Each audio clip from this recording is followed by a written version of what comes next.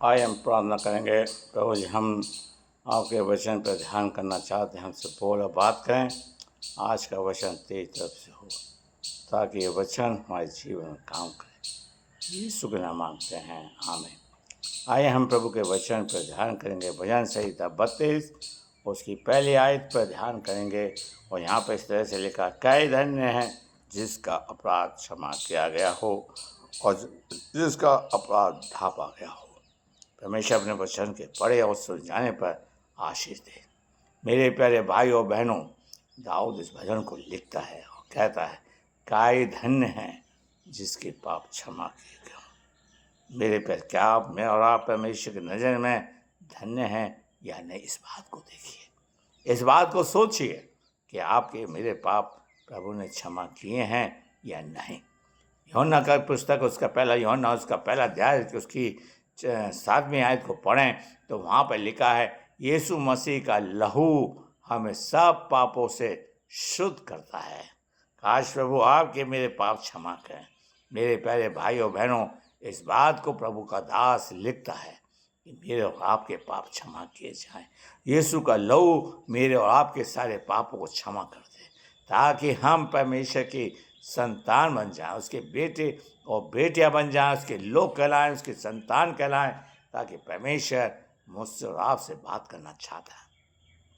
दाऊद जो अपने बारे में लिखता है, भजन संहिता 51 के अंदर उसकी 7वीं आयत में लिखता है, प्रभु जी मेरे पाप जो मुझे किए हैं जूफा से शुद्ध कर। और बाइबल बताते हैं कि रोमियो की पुस्तक के सब ने पाप किया है और परमेश्वर की महिमा से रहित है।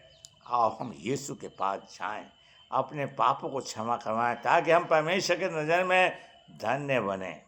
आज इंसान लोगों के सामने धन्य बनना चाहता है, अच्छा बनना चाहता है, लेकिन बाइबल हमें बताती है कि हम सब ने पाप किया है और परमेश्वर की महिमा से रहित हैं।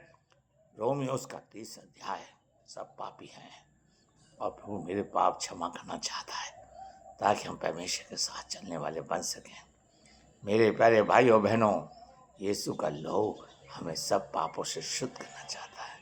प्रभु जी मत्ती की पुस्तक उसका 4 अध्याय उसकी 7वीं आयत को अगर आप पढ़ें, मैं पढ़ूं, तो वहाँ पर कहता है, मन फिराओ कि स्वर्ग का राज निकट आया। प्रभु यीशु मसीह पापियों को बचाने के लिए आया था, ताकि हम मन फिरा लें, मेरे पाप क्षमा किए जाएं, मैं परमेश्वर की और आप हम सब परमेश्वर की संतान बन जाए, ताकि हमारा नाम जीवन की पुस्तक में लिखा जाए। क्या? और प्रभु कहता है, जिसके पाप ढापे भी गए हों। प्रभु जी आज मेरे आपके पाप ढापना चाहता है, आज आपके मेरे पापों को क्षमा करना चाहता है, ताकि हम मेरे पाप क्षमा किए जाएं। यीशु मसीह कहते हैं, मरकुस की इंजील मरकुस लिखता है उसका 2 अध्याय के अंदर कि एक झोले का व्यक्ति आता है, लोग उसको लटकाते हैं, और जब प्रभु उनके विश्वास को देखता है, झोले के मारे से ये नहीं कहता तो ठीक हो जा। प्रभु ने कहते हैं कि तेरे पाप क्षमा, उठ, तेरे पाप क्षमा, अपनी खाट उठा, चल फिर। मेरे प्यारे भाइयों, पाप के कारण वो बीमार था, प्रभु ने उसके पाप क्षमा किए। लोग कुड़कुड़ा रहे हैं कि ये इंसान, साधारण इंसान कैसे पाप क्षमा। आज हमारे प्रभु यीशु मसीह को पाप क्षमा करने का अधिकार है, वो मेरे आपके पाप क्षमा कर सकता है। आओ हम यीशु के पास जाएं और अपने पापों का तौबा करें। इसलिए लूका लिखता है उसके 15 अध्याय के 10वीं आयत में, जब एक आत्मा मन फिराती है तो स्वर्ग में बड़ा आनंद होता है। आओ मैं और आप परमेश्वर के सामने अपने मन को फिराएं, ताकि हम परमेश्वर के सामने धन्य बन जाएं, परमेश्वर के लोग कहलाएं, परमेश्वर की संतान कहलाएं। ये जब ही होगा जब मैं और आप अपने पापों को मान लेंगे। ये जब ही होगा जब हम अपने आप पापों को प्रभु के सामने रखें। मेरे प्यारे भाइयों बहनों, और मेरे प्यारे भाइयों, परमेश्वर चाहता है कि हम परमेश्वर के सामने अपने पापों को रखें।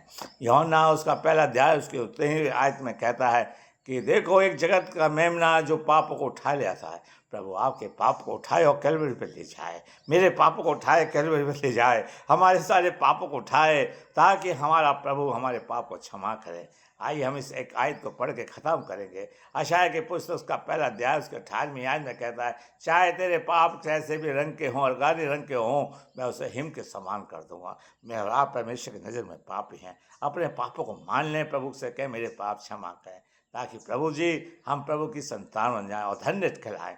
प्रभु आपको आशीष दे। आइए हम प्रार्थना करें। प्रभु हमने तेरे वचन पर यूट्यूब पे बोला है। और प्रभु जी आप हमारे पाप से हमें मुक्ति भी दे प्रभु जी, ताकि सारी बीमारियां दूर हो सके। जितने लोग बीमार हैं उनको चंगाई दे। मौसम में प्रभु जी तूने तब्दील किया है, इसके हम धन्यवाद देते हैं। हर एक के साथ रहना, नाम नवाशी देना, और प्रभु जी सबके साथ तो रहिए। यीशु का नाम मांगते हैं, आमीन।